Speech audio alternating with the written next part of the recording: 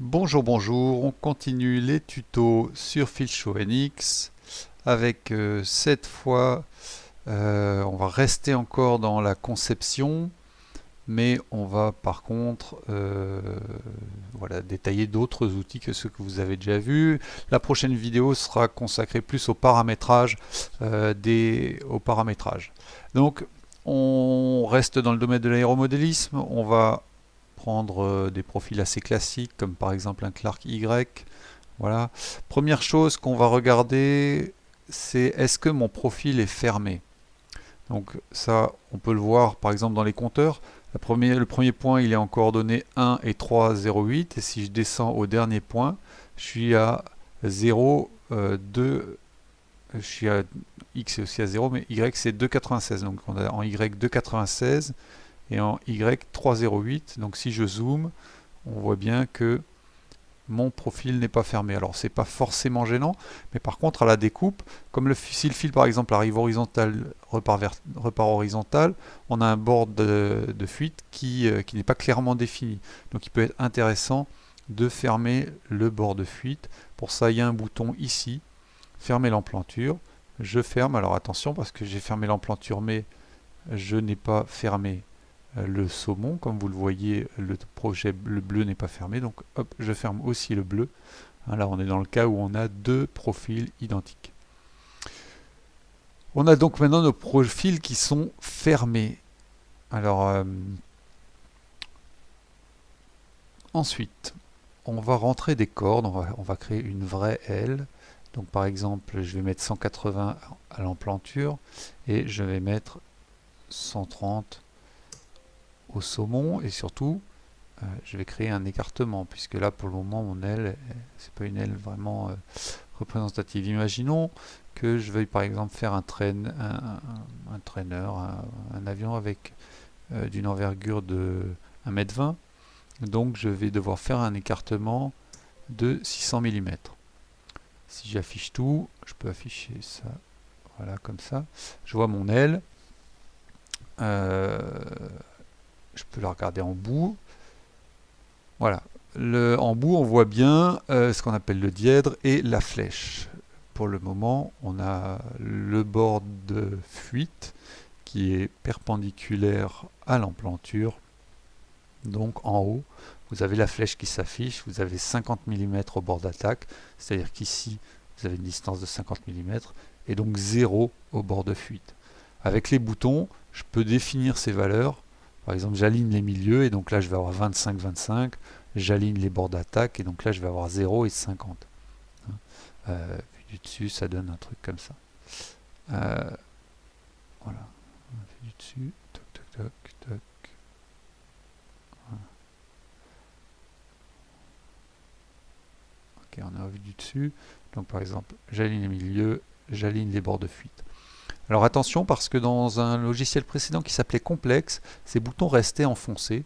Là, ce n'est plus le cas, hein. C'est-à-dire qu'en fait, la flèche bord d'attaque, faut les contrôler juste avant la découpe et éventuellement les ajuster. Évidemment, on peut avoir envie de me donner une valeur particulière.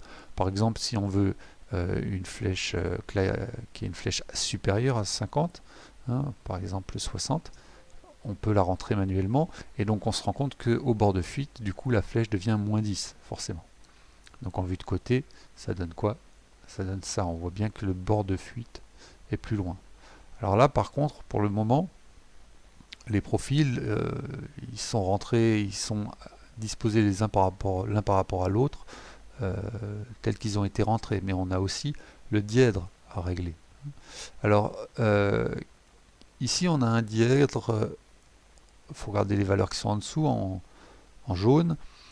On a un dièdre en millimètres qui est nul. Ça veut dire quoi? Ça veut dire que en fait, les profils, les points bas du profil, si je sélectionne haut et bas, et que je les affiche, voilà. Regardez, et puis lui aussi, voilà. Vous avez un point ici sur le saumon et un point ici sur l'emplanture. Ils sont tous les deux. Alors je vais désélectionner les autres. Ils sont tous les deux à la même hauteur. Hein. Si je fais... alors ça va marcher... Ils sont tous les deux à la même hauteur, on peut le voir dans les compteurs. On doit pouvoir le voir dans les compteurs. Si je regarde les compteurs, hop, ils sont tous les deux à 0. En Y, ils sont tous les deux à 0. Donc, ce dièdre en millimètres, c'est le dièdre en bout d'aile. Alors, attendez, on va essayer de faire une vue différente. Voilà, comme ça. Dans l'autre sens. Non, oui, c'est bien. Voilà. C'est le dièdre en bout d'aile. Je vais enlever les points, qu'on y voit quelque chose. Voilà. Dièdre à 0, c'est le dièdre en bout d'aile. C'est en fait la cale qu'on mettrait sous le saumon. Donc si par exemple j'aligne ici les extrados, eh bien je vais avoir ce coup-ci, si on regarde de côté, le haut des profils qui est aligné. Et là, si je voulais mettre en croix mon avion, ben, je serais obligé de mettre sous mon saumon une cale de 6,089 mm. Le dièdre en degrés, il est différent. Si vous avez un dièdre en millimètres nul, le dièdre en degrés, il est négatif. Pourquoi? Parce que lui, il considère les milieux des profils. En effet, alors on va centrer, ça sera plus simple.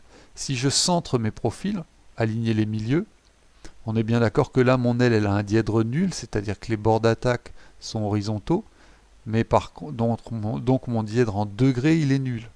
Hein. Mais par contre, la cale en bout d'aile, elle n'est pas nulle, puisque j'ai des profils, j'ai une aile qui est trapézoïdale. Voilà. Hein. En degrés, ça concerne les milieux. Il faut s'imaginer une aile trapézoïdale de voltigeur qui est parfaitement à plat. Donc il y a une aile symétrique parfaitement à plat, le dièdre vaut 0 degré. Mais par contre, la cale en bout d'aile, c'est le dièdre en millimètres. Et ce que vous avez ici en haut, c'est la valeur résiduelle en millimètres entre les extrados. Donc effectivement, si j'aligne les extrados, eh ben, j'ai une valeur résiduelle en haut qui est à 0 mm. Voilà pour cette flèche et ce dièdre. Et l'écartement, ben, c'est tout simplement la distance entre le saumon et l'emplanture.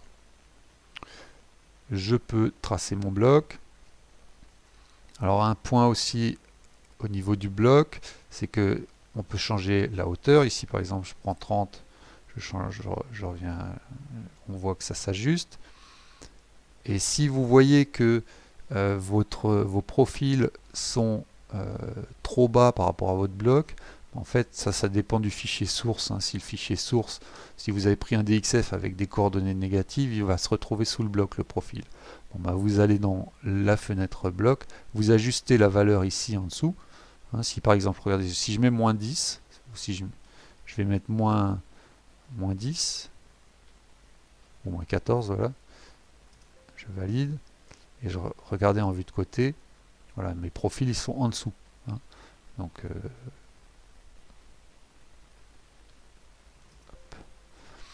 alors par contre, ce qu'il faut comprendre, c'est que les marges, elles s'appliquent sur le projet fini. Donc si je modifie mon projet, les marges vont repousser la dimension du bloc. Regardez, là j'ai un bloc qui fait 190 à l'emplanture. Si je sors et que je prends un point, lui par exemple, je le déplace, voilà, le bloc s'est automatiquement ajusté. Et donc, si je retourne dans l'onglet bloc, on voit que mon bloc il fait plus 190, il fait 195,76. Donc si je veux revenir à sa valeur de 190, il va falloir que je mette une marge à moins 0,76. Et du coup, j'ai mon bloc qui revient à... voilà, j'ai mon bloc qui est revenu à sa dimension initiale. Donc le bloc, la flèche, le dièdre, c'est quelque chose qui se fait tout à la fin du projet, juste avant de découper, pour l'ajuster vraiment comme on le veut. Hein. Donc on fait d'abord son projet d'aile avec ses sorties au bord d'attaque, avec tout ce qu'il faut, et vraiment seulement tout à la fin, on fait le bloc et la flèche, le dièdre. Alors, en parlant de sortie au bord d'attaque, c'est quelque chose qu'on peut avoir besoin d'utiliser. Donc, je vais vous montrer comment ça marche. Donc, sortie au bord d'attaque horizontale, ça se fait au niveau de la découpe. Alors oui, j'ai mis un écartement volontairement plus large, on verra après pourquoi, je le remets à 500. Ma table fait 500. Voilà. On peut faire une sortie au bord d'attaque horizontale ici, avec un point d'arrêt automatique. Voilà, ça c'est prévu dans le logiciel. Mais par contre, on peut avoir envie de faire une sortie au bord d'attaque en X pour les coffrages par exemple. Donc on zoome au bord d'attaque. Ensuite, qu'est-ce qu'on va faire? On va prendre le point le plus extrême par exemple, lui. Ici, c'était le 41. Là, ça doit être le 41 aussi. Ouais, c'est bon. Donc on est sur les mêmes, on reste synchro pour l'instant, tout va bien. Et je fais insérer un profil. Et là, je vais choisir sortie en X vers la droite. Donc de la même façon que pour les longerons, on a une sortie en X qui fait 10 par 10 et qui est située à 10, on avance de 10. Donc en fait, après, à partir de là, on modifie tout ce qu'on veut. Si on veut que donc, le trajet il fasse 20 par 20, et ben on fait 200% et il sort de 20. Hein, et puis 200% si on veut que ça augmente en hauteur. D'accord? Donc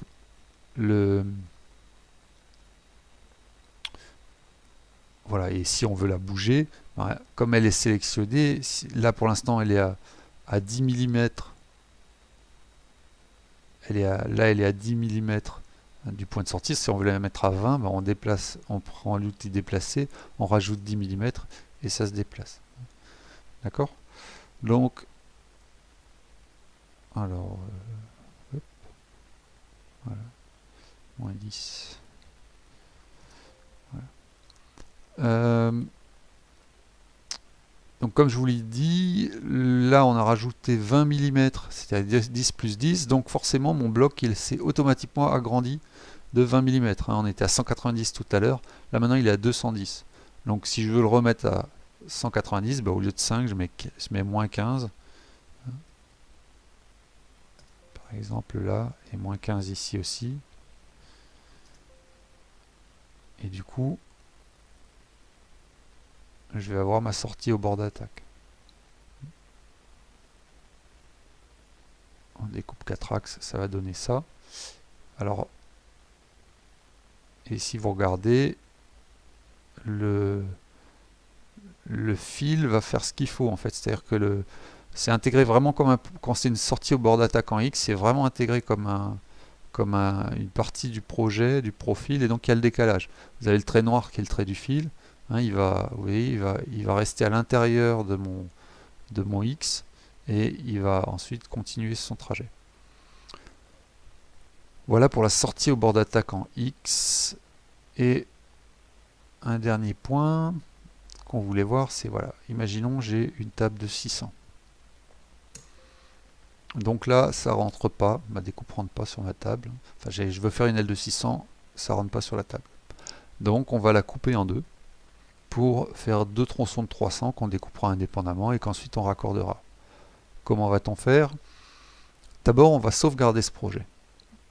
Donc, fichier, enregistrer le projet. Voilà.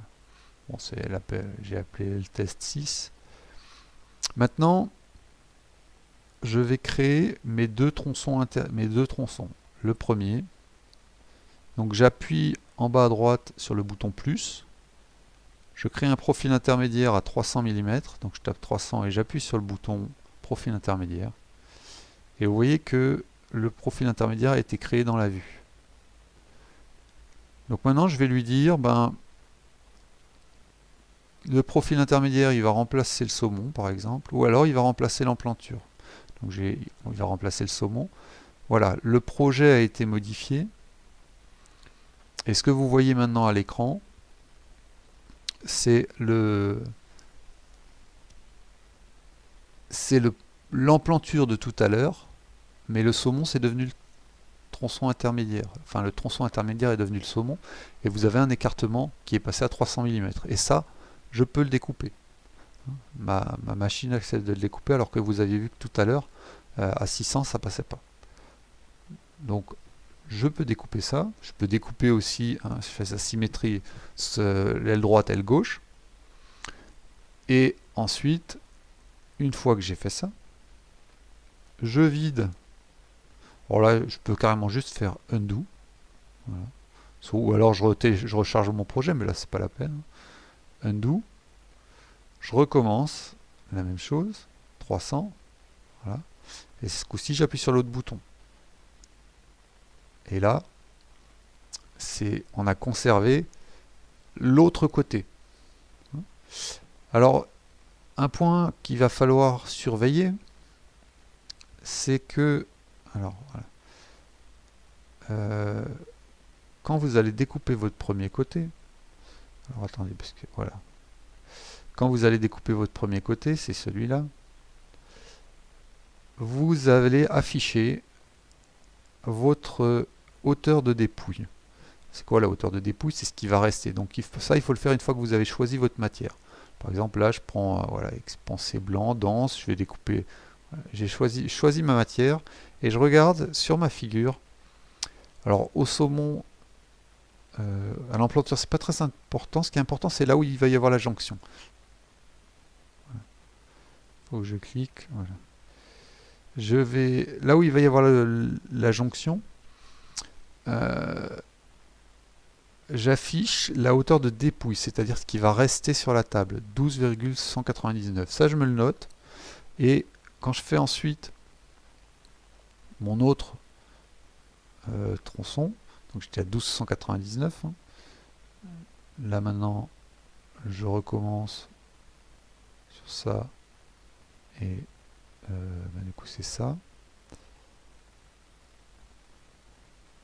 Je vais regarder ensuite combien il me propose à l'emplanture. Parce que là, avant j'étais à 12,199 et maintenant je suis à 12,345. Pourquoi? Ben, tout simplement parce que c'est une histoire de rayonnement. Là je suis à l'emplanture maintenant, donc j'ai le rayonnement minimum. Alors qu'avant, l'autre morceau a été découpé avec un rayonnement un peu plus fort. Donc, si je veux que pour coller mes deux tronçons, je puisse utiliser les dépouilles, il faudrait que j'ai cette dépouille qui soit aussi à 12,199. Ben, c'est simple, je fais 12,345 moins 12,199. Hein, j'obtiens 0,146. 0,146. Donc, il faut que je descende un peu. Je vais aller dans mon onglet bloc. Là, je vais descendre de 0,146. Donc, ça va nous faire du 472. 432, si je dis pas de bêtises. 432. Je ressors. Et je suis à 12,199. Donc, c'est bon. Je vais avoir ma hauteur de dépouille au niveau de la jonction qui sera la même. Et donc, je pourrais poser mes deux dépouilles sur la table et coller mes ailes dans les dépouilles, mes deux tronçons d'ailes dans la dépouille. Voilà. Voilà pour cette... on va en rester là pour cette vidéo. Ça fait déjà pas mal de concepts à assimiler. Donc, je vous invite à les travailler, à regarder la vidéo pour comprendre cette histoire d'aile en deux parties. Et la prochaine fois, eh ben, on parlera peut-être des paramètres machine. À bientôt!